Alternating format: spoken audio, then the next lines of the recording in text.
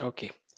So uh, we were discussing about the essential mineral elements. The second type is micronutrients or trace elements. As the name indicates, they are required in very less quantity. So they are needed in very small amounts. It is less than 10 micromole per kg of dry matter. Per kg of dry matter, if they are less than 10 micromole, we call all those nutrient elements as micronutrients. So what are those that are included? So they include iron, manganese, copper, then molybdenum, zinc, boron, chlorine, nickel. In higher plants, like in angiosperms, there are some other elements required, such as they require sodium, they require silicon, cobalt, and selenium. So apart from these elements, in higher plants, they require sodium, silicon, cobalt, and selenium. So they are the other micronutrients that are required. Okay, then the essential mineral elements based on the function, the essential elements are of four categories. Okay, so based on their function, it is not based on their composition. So based on their quantity, we have macronutrients, micronutrients. Now based on the function, essential elements are of four categories. Those essential elements which forms the components of biomolecules and structural elements of cells. You know already the biomolecules, uh, what we are studied under the biomolecule chapter. So you have studied the amino acids, you have studied the sugars, the polysaccharides, monosaccharides. Then you have studied about lipids and the nitrogenous bases, nucleosides, nucleotide. You have studied there. So the major components of biomolecules and structural elements of cells, they are all nothing but CHON. You can remember it as carbon, hydrogen, oxygen, and nitrogen. So this can be remembered as CHON. So the components of energy related chemical compounds are, example is magnesium in chlorophyll and phosphorus in ATP. So the components of energy related chemical compounds are magnesium in chlorophyll and phosphorus in ATP. So remember that Mgr in chlorophyll and phosphorus in ATP. So that is magnesium. So many times they have asked it for NEET or CET examination. The element found in chlorophyll is manganese and magnesium. You get confused. So always remember MgC or MgR, you remember MgC. So it would be easy for you to recollect magnesium in chlorophyll and phosphorus in adenosine triphosphate. Then the third category based on functions are elements that activate or inhibit enzymes. Which are the elements that activate or inhibit enzymes? Like Mg2 plus is going to be an activator for Rubisco. Rubisco is nothing but not that Rubisco. So Rubisco is ribulose biphosphate carboxylase oxygenase enzyme. They are going to fix carbon dioxide in case of the uh,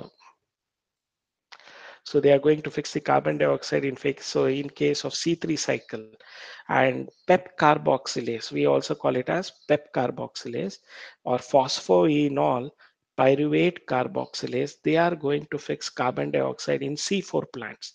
Already we had exposure to this concept uh, wherein we studied about the compromise between photosynthesis and transpiration, a compromise where we studied about C4 plants also.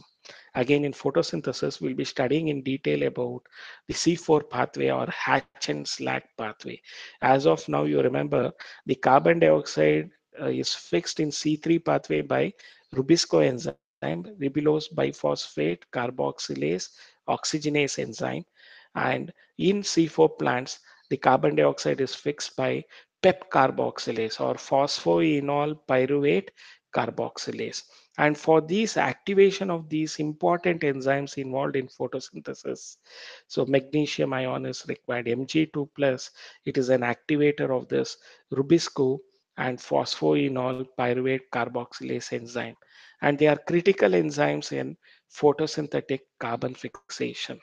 So these enzymes are very critical in photosynthetic carbon fixation. So that is carbon dioxide fixation. Zinc ion is an activator of alcohol dehydrogenase and molybdenum of nitrogenase during nitrogen metabolism. So zinc ion is an activator of alcohol dehydrogenase, and MO, that is molybdenum, is an activator of nitrogenase during nitrogen metabolism. So elements which activate or inhibit an enzyme is the third category based on function. The fourth one is elements that alter the osmotic potential of a cell. So the especially opening and closing of stoma, it is by this potassium ion pump theory. The most accepted theory is potassium ion pump theory. There is an entry of potassium ion and exit of potassium ions. In daytimes, the stoma is open. Why is it open? It is because the potassium ion enters into the guard cells. There is influx of potassium ion during daytime, and that is going to change the osmotic potential of this guard cell. So when the potassium ion enters, the osmotic potential of this guard cell decreases. So the water potential is also decreased. As a result of it, water enters from the surrounding cells into the guard cell. So there is endosmosis taking place, which results in the guard cells becoming turgid. So once they become turgid, they bloat up or they swell up. So the turgor pressure is put on the walls. So since the external walls are thin, so I told you it is just like opening of the uh, Hanuman's opening up of his chest to reveal uh, Rama's. It is similarly here. So the inner walls, which are thick and elastic, they are opened up by the force of the outer walls due to turgor pressure. That is how during daytime, because of the entry of potassium ion, the osmotic potential of the guard cell decreases, and as a result, endosmosis takes place. During night time, there is efflux or exit of potassium ion. As a result of that, the guard cells are going to have higher osmotic potential or higher water potential. As a result, water exits from the guard cell to the surroundings. So the turgor pressure decreases, the cell becomes flaccid, the wall closes, the inner walls they close. Okay, so as a result, during night time, stoma is closed because of exosmosis caused by exit of potassium ion. So this theory, unfortunately, you don't have it for your understanding of opening and closing of stoma. But in degree level, if you have taken up botany, they would be discussing on this influx and efflux of potassium ion, which results in opening and closing of stoma. Okay, so now elements that alter the osmotic potential of a cell, you should just remember this. I gave you an explanation for your knowledge part of it. Okay, elements that alter the osmotic potential of a cell is potassium ion, which helps in opening and closing of stoma during day and night time, respectively. Okay, the next slide. So the role of macro and micronutrients. What are the role of macro and micronutrients? So there is permeability of cell membrane.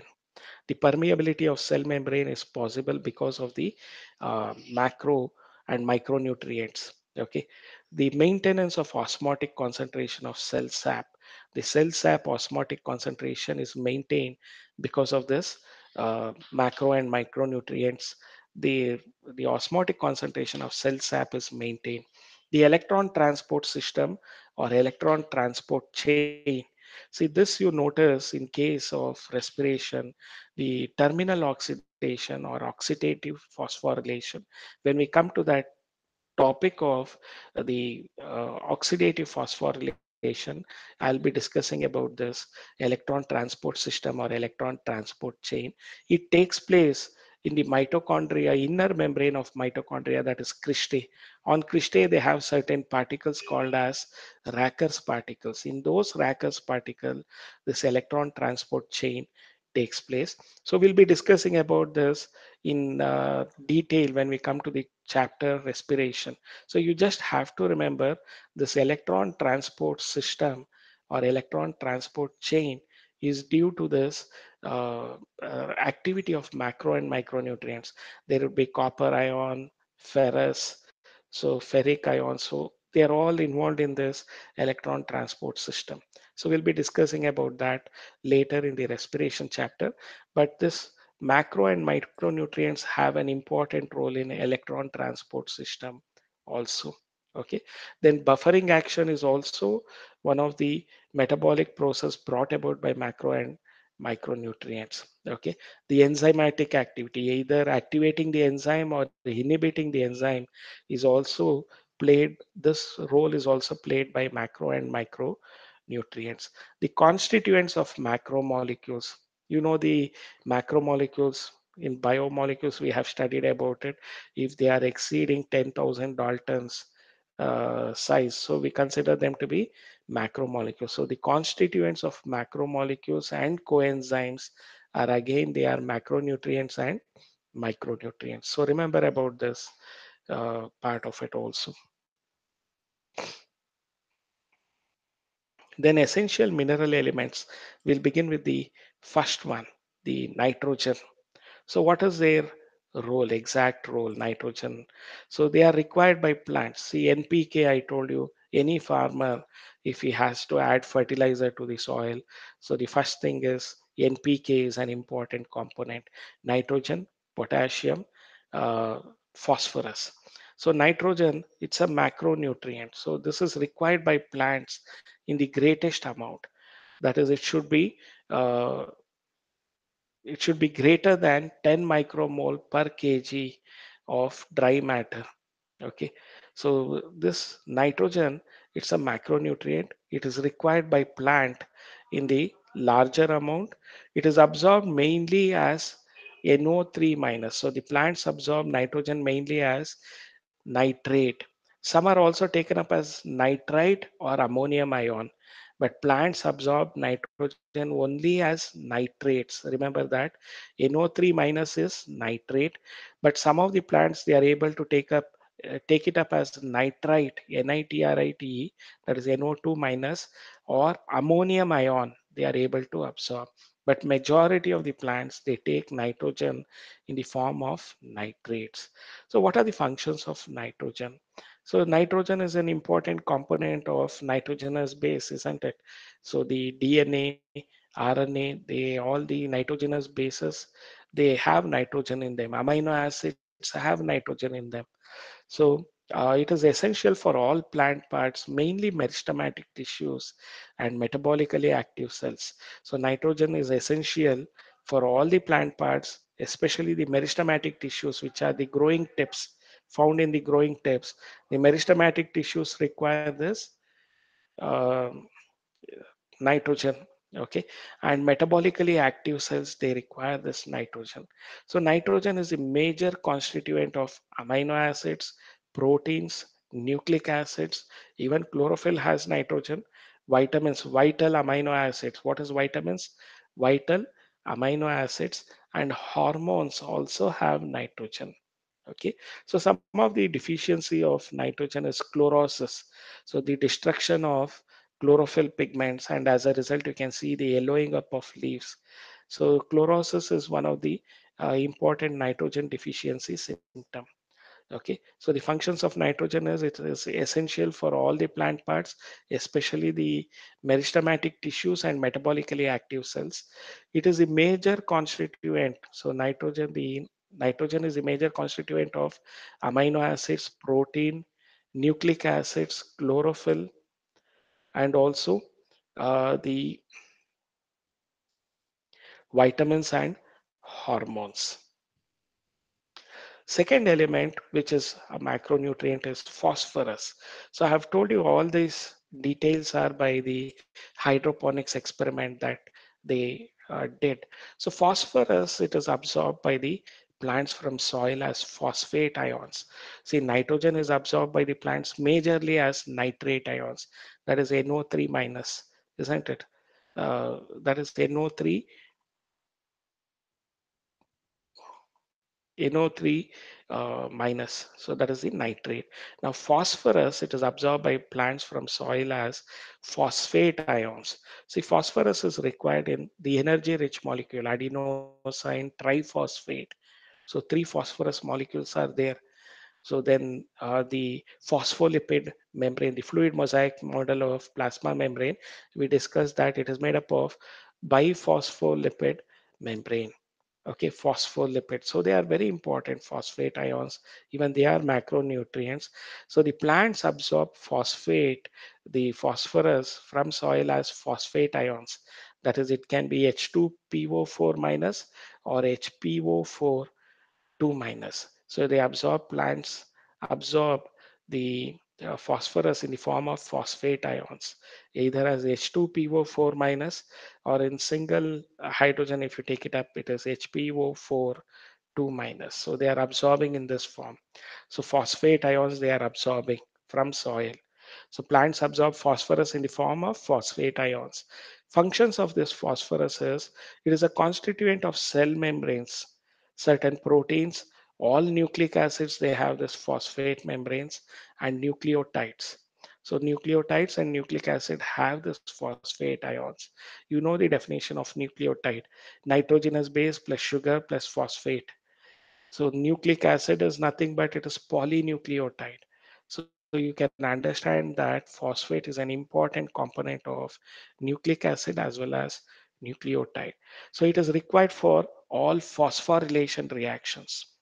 You will be coming across this cyclic photophosphorylation, non-cyclic photophosphorylation reactions in photosynthesis. Light reaction, it is of two types: cyclic photophosphorylation, non-cyclic photophosphorylation. So we'll be discussing about that in the photosynthesis topic. Now you just remember that it is phosphate or phosphorus is required for all the phosphorylation reactions. Then potassium ion, even this is a uh, what you call it as the mineral ions NPK. Potassium ion is an important component. It is a macronutrient. So it is absorbed as potassium ion. Potassium is taken up as potassium ion, that is K plus. It is highly required in meristem. See, the opening and closing of stoma is because of potassium ions. So then it is required in meristematic tissues, in the buds, leaves, and root tips. So in the growing part, the potassium ion is important and it is required there. So it is highly required in meristem, buds, leaves, and root tips. So potassium ion maintains an anion cation. So the positive ion, negative ions, the anion cation balance is maintained by this potassium ions. So the potassium ion maintains an anion cation balance in cells. So and it is involved in protein synthesis, that is opening and closing of stomata. See, the potassium ion is involved in protein synthesis, especially translation. Okay, the translation process, which is very important in gene expression. Next year, we'll be studying about that gene expression in the next year. So remember that one of the processes, protein synthesis, is the final stage of the gene expression.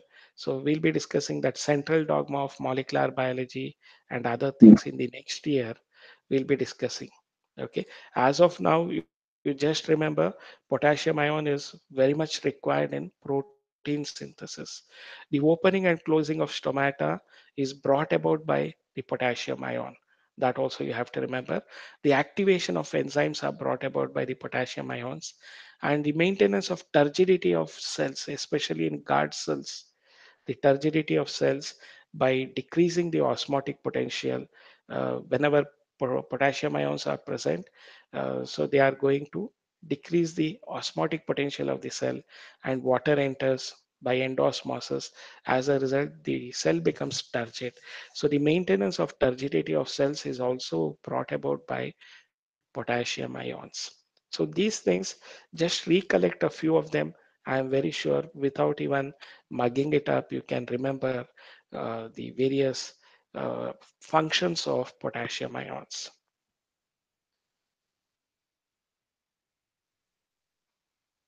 So the calcium, the next important part is the calcium. It is absorbed from the soil as calcium ion. So it is required by meristematic and differentiating tissues. It accumulates in older leaves. Okay. So calcium pectate in middle lamella. So which is the middle lamella which attaches the neighboring cells, it is made up of calcium pectate and they act as a glue in holding the adjacent cells together. So the middle lamella is majorly made up of calcium pectate. Okay, so calcium ion, as I've already discussed in the topic, even that is a macronutrient, calcium ion. So calcium ion is also important. They have certain role in the plants. It is absorbed from the soil as calcium ions, the Ca2 plus. It is required by meristematic and differentiating tissues. So the calcium ion is not only required by the meristematic tissue, but when this meristem differentiates to form permanent tissue, even they require for the differentiating process to take place, this calcium ions are required. So calcium ion accumulates in the older leaves. So the accumulation of calcium ions is more in the older leaves. Now, what are the functions of calcium in plants? So during cell division, calcium is used in the synthesis of cell wall. So during cell division, calcium is utilized in the synthesis of cell wall, particularly calcium pectate in middle lamella, as it is needed for the formation of mitotic spindle. So during cell division, calcium is used in the synthesis of cell wall. So, and you already know that the calcium pectate present in the middle lamella, they are responsible for holding the neighboring cells together. So they are like a gluing substance. They are like gum, which holds the neighboring cells together. It is also involved needed for the formation of mitotic spindle. So calcium is also required for the formation of mitotic spindle. For normal functioning of the cell membranes also, calcium ions are required. Okay, so calcium ions are going to activate certain enzymes and play an important role in regulating or controlling metabolic activities. So calcium ions also activate specific enzymes and they play an important role in regulating or controlling the metabolic activities. So the magnesium ion we'll discuss in the next class. As of now, okay. So have you understood about these concepts?